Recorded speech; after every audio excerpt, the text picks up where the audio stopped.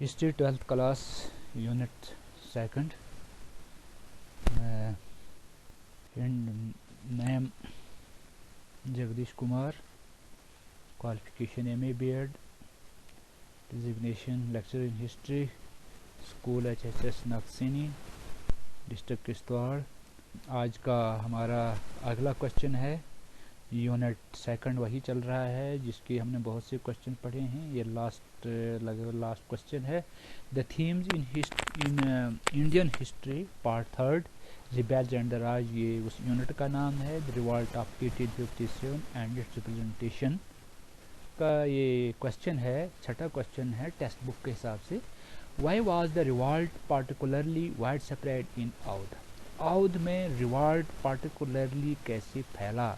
जो 1855 का जो आंदोलन चल रहा था तो वो औध में कैसे फैला? In 1851, Governor General Lord Dalhousie described the kingdom of Oudh as a cherry that will drop into our mouth one day. तो 1851 में गवर्नर जनरल उस वक्त लॉर्ड डलहौजी था हिंदुस्तान का, उसने ये घोषणा की थी कि एक वक़्त आएगा जब औध हमारे कब्जे में होगा। ये उसने घोषणा की थी, ऐलान किया था। 5 years later in 1851 the kingdom of Oudh was annexed to the British Empire। और घोषणा के 5 साल बाद घोषणा 1851 में की थी और 1856 में लॉर्ड डलहौजी ने औध पर कब्जा कर लिया, औध पर अटैक किया, हमला किया और उसको अपने राज में मिला दिया। The subsidiary alliance had been imposed in Oudh in 1801 AD। अब सब्सिडियरी अलायंस अंग्रेज़ों ने औध के साथ समझौता किया था। सब्सिडियरी अलायंस क्या था? उन्होंने एक सिस्टम बनाया था सब्सिडियरी अलायंस, जिस राजा के साथ वो समझौता करते थे, बातचीत करते थे, उनके बाहर के हमले का वो भरोसा दिलाते थे कि वो उनकी मदद करेंगे, लेकिन वह उनका एक ऑफिसर उनके राज्य में रहेगा, उनकी जो फौज होगी वो लिमिटेड होगी, वो जैसे ब्रिटिशर्स कहेंगे उसी हिसाब से रखनी पड़ेगी। तो ये सिस्टम इन्होंने सब्सिडियरी अलायंस में रखा था। The subsidiary alliance had been impose इन और औध में इन्होंने सब्सिडियरी अलायंस जो समझौता था उसको 1801 में 1801 में लागू कर दिया था। By the term of this alliance the Nawab had to disband his military force. जैसे ही उन्होंने अलायंस किया, जो औध का नवाब था उसकी फौज, उसकी फोर्स, उसके आर्मी को लिमिटेड कर दिया, डिसबैंड कर दिया, अपने कंट्रोल में ले लिया, डिसबैंड कर दिया, उसको ज़्यादा बढ़ाने नहीं दिया। The Nawab was increasingly independent to the British to maintain law and order with in the kingdom. अब जो लॉ एंड ऑर्डर उस राज्य में नवाब में जो मेंटेन करना था वो भी अंग्रेज़ों ने अपने कब्जे में ले लिया। वो अपने हिसाब से law and order maintain Aundh का करने लगे। British became increasingly interested in acquiring the territory of Aundh. British became increasingly interested in acquiring the territory of Aundh. वो औध को अपने कब्जे में लेने में बहुत इंटरेस्टेड थी, बहुत रुचि थी उनकी, क्योंकि उनको पता था कि यहाँ कॉटन की फसल और इंडिगो नील की फसल यहाँ पर बहुत अच्छी आती है, जो उनके लिए फ़ायदेमंद थी, जिसकी बेस पर वो कारोबार बाहर के देश या अपने देश के लिए करते थे।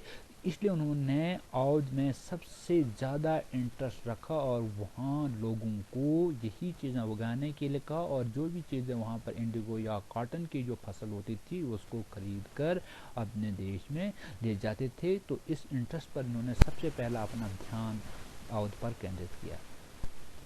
They felt that the soil of the Oudh was good indigo and cotton, जिसके बारे में मैंने अभी बताया कि वहाँ की साल, वहाँ की मिट्टी फसल उगाने के लिए, इंडिगो और कॉटन के लिए बहुत अच्छी थी और इसलिए उनका इंटरेस्ट वहाँ पर ज़्यादा था। By the early 1850 moreover All the major areas of India had been conquered. The Marathas drove Karnataka, Punjab and Bengal. اور جب 1850 میں انہوں نے اودھ پر قبضہ کیا تھا، اس کے بعد انہوں نے پورے ہندوستان میں اپنا قبضہ جما لیا تھا، جیسے کہ مہاراشٹر کا پورا ایریا انہوں نے اپنے قبضے میں لیا تھا، ڈوب والا ایریا اپنے قبضے میں لیا تھا، اس کے ساتھ جو کرناٹک کا جو راج تھا اس کو بھی اپنے قبضے میں لیا تھا، پنجاب جہاں پر سکھوں کا راج تھا اس کو بھی اپنے قبضے میں لیا تھا، اینڈ بنگال، اور بنگال کا سارا ایریا نارتھ تک پورا اپنے قبضے میں انہوں نے لے کر رکھا تھا۔ The Britishers conquered Oudh and Nawab Wajid Ali Shah was dethroned and exiled to Calcutta۔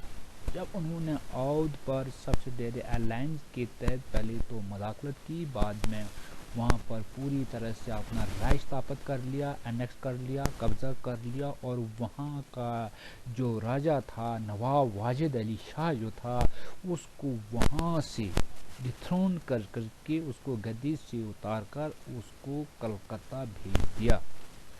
تو اس کے بعد اسی کوشچن کا دوسرا پارٹ ہے، یہی جو چھٹا کوشچن ہے اس کا سیکنڈ پارٹ ہے، what prompted the peasants, taluqdars and zamindars to join the revolt. 1857 کا جو آندولن چل رہا تھا اس میں پیزنٹس، زمیندار جو کہ ریونیو کلیکٹ کر کے کمپنی کو دیتے تھے، اور تعلقدار جو گاؤں کا ٹیکس وصول کر کے پیجنٹس کو دے دیتے تھے، اینڈ زمیندار جو اسٹیٹ کا ہیڈ ہوتا تھا، ریونیو کلیکٹر پورے اسٹیٹ کا، وہ پیجنٹ سے، تعلقدار سے ٹیکس وصول کر کے کمپنی کو دیتا تھا، لیکن یہ سبھی لوگ انگریزوں کے خلاف ہو گئے تھے۔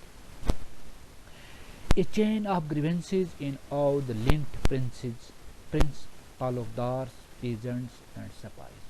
A chain of grievances in all، تو اودھ میں صرف راجواڑے یا جو پرنس تھے وہی انگریز کمپنی کے خلاف نہیں تھے، بلکہ وہاں کے جو تعلقدار تھے، جو کسان پیزنٹس تھے اور جو سپاہی تھے وہ سبھی انگریزوں کے خلاف اور اس 1857 کے قدر میں شامل تھے۔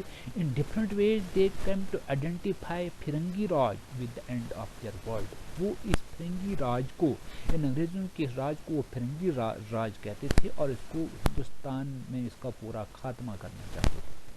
A whole complex of emotions and issues, tradition and loyalties worked themselves out in the revolt of 1857۔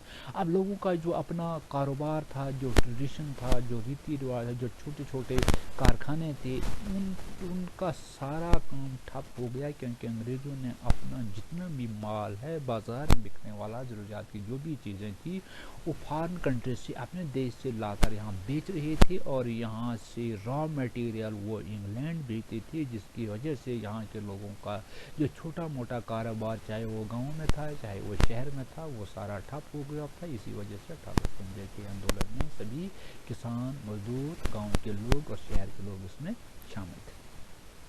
The annexation displaced not the Nawab, it also possessed the تعلقدار of the region۔ Annexation کا جو system تھا، جو قبضہ، جو کنکیورڈ کرنے کا جو system, انہوں خالی نواب کو ہی ہٹانے کا نہیں تھا، بلکہ انہوں نے جیسے ہی اودھ کے نواب پر قبضہ کیا، بہت سے نواب جو الگ الگ راجواڑے کے نواب تھے ان کو نکال کر، ان کے جو تعلقدار تھے، ان کے جو پیجنٹ تھے، ان کے جو زمیندار تھے، ان کو بھی وہاں سے نکال دیا تھا، اور اپنے ہی انہوں نے زمیندار، تعلقدار اور پیجنٹ ثابت کیے ٹیکس ریونیو وصول کرنے کے لیے۔ The coming تعلقدارس of the Britishers maintained retainers, built forts and enjoyed degrees of autonomy۔ اور انگریزوں نے ان راجواڑوں میں جو اپنے قبضے میں لیے تھے، جو انیکس کر دیے تھے، وہاں پر اپنے تعلقدار، اپنے زمیندار اپوائنٹ کیے تھے، جو کہ قلعے بھی بناتے تھے اور بہت سی اختیارات بھی ان کو اپنے اس راج میں دے دیے تھے، ڈگریز آف اٹانومی ان کو دے دی تھی، وہ اپنے منمانے اپنے مرضی سے ریونیو ٹیکس بھی کلیکٹ کرتے تھے، اور بہت سا حصہ اپنے فائدے کے لیے رکھتے تھے، اپنے پاس رکھتے تھے، اور جو فکس ہوتا تھا اس کو وہ کمپنی کو دیتے تھے۔ Talukdars of the Britishers had as many as 12,000 foot soldiers and small one had 200 soldiers. تعلقدار جو انگریزوں نے اپنے اپوائنٹ کیے تھے ان کے انڈر 12,000 سولجر رکھے تھے ان کی سیکورٹی کے لیے، ڈیفنس کے لیے، ان کی کام کاج کے لیے، دیکھ ریکھ کے لیے، اور جو چھوٹے تعلقدار تھے ان کے پاس لگ بھگ 200 کے گروہ انہوں نے رکھی تھی. The first revenue settlement was known as Summary Settlement of 1856 اور فرسٹ ریونیو سیٹلمنٹ 1855 میں انہوں نے ریونیو سیٹلمنٹ کو سمری سیٹلمنٹ میں تبدیل کر دیا، اس کا نام رکھ دیا. تعلقدارس had 67% of the total number of villages in Awadh میں 67% جو گاؤں تھے وہ ایک تعلقدار کے اندر رکھے گئے اور ان سے وہ ریونیو کلیکٹ کر کے کمپنی کو، برٹشرز کو دیتے تھے. When in times of crops failures the revenue demand was reduced اور جب جس سال مانسون اچھے نہ ہونے کی وجہ سے فصل اچھی نہیں آتی تھی، کراپس فیل ہو جاتی تھی، اس وقت ریونیو جو ڈیمانڈ تھی، کلیکشن جو تھی، جو ٹیکس تھا اس کو کم کر دیا جاتا تھا اور کلیکشن پوسٹپون اور کبھی کبھی ریونیو بالکل نہیں لیا جاتا تھا. In the times of festivities of the peasants would get loans and support that the تعلقدار had earlier provided. اور جو انگریزوں کے بنائے ہوئے جو تعلقدار تھے تہوار کے ٹائم میں یا جو پیجرز تھے جو ٹیکس کلیکٹ کرتے تھے ان کو کبھی کبھی کمپنی لون بھی دیتی تھی اور and support that taluqdar had earlier provided کیونکہ ان کو بعد میں دینا پڑتا تھا. The loyal تعلقدار of the Oudh giant Begum Hazrat Mahal, the wife of Nawab in Lucknow to fight the British. Loyal taluqdar of Awadh, Awadh کا جو تعلقدار جو تھا، جو اودھ کا جو ایریا تھا وہاں کا جو راجہ جو تھا، نواب جو تھا، وہ وہاں سے انہوں نے کلکتہ جیل میں بھیج دیا تھا اور اس کی بیگم حضرت محل جو اس کی وائف تھی نواب آف اودھ کی، وہ لکھنؤ میں 1855 کی گدر میں لڑائی لڑ رہی. In 1840 the British officer developed a sense of superiority and started treating the Sepoys as their racial inferiors. اور فوج میں 1840 میں جو ہندوستانی فوجی جو بھرتی ہوئے تھے انگریزوں کی فوج میں، وہ ہندوستانیوں کے ساتھ بھید بھاؤ کرتے تھے، ان کو انفیریئر سمجھتے تھے. جو انگریز سپاہی تھے وہ سپیریئر تھے اور جو ہندوستانی سپاہی تھے ان کو انفیریئر، ان سے وہ نفرت کرتے تھے، ان سے وہ بھید بھاؤ کرتے تھے. Everywhere peasants poured into town, giant soldiers and ordinary people of the town collective act of rebellion. جب 1855 کا انقلاب پورے ہندوستان میں شروع ہوا، شہر کے ٹاؤن قصبے کے لوگ اور قصبے کے جو سولجرز تھے، جو سپاہی تھی، وہ بھی 1855 کے غدر میں اپنی نوکری چھوڑ کر لڑائی لڑنے لگی ریبیلس میں. And ordinary people of the town, اور جو عام جنتا تھی، جو عام لوگ تھے، وہ بھی آزادی کی اس 1855 کی لڑائی میں چل رہا.